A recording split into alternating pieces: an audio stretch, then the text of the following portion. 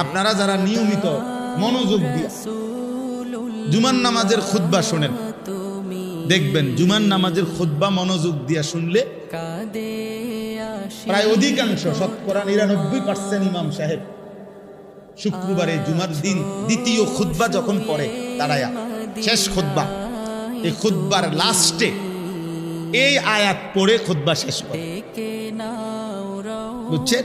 এটা মনে দেখবেন, খেয়াল করলেই ইমাম সাহেব এটা পড়ে, ইবাদাল্লাহ রাহিমাকুমুল্লাহ ইন্নাল্লাহা ইয়া'মুরু বিল আদলি ওয়াল ইহসান ওয়া ইতা'i যিল কুরবা ওয়া ইয়ানহা আনিল ফাহশা'i ওয়াল মুনকারি ওয়াল বাগি ইয়া'iযুকুম লাআল্লাকুম তাযাক্কারুন।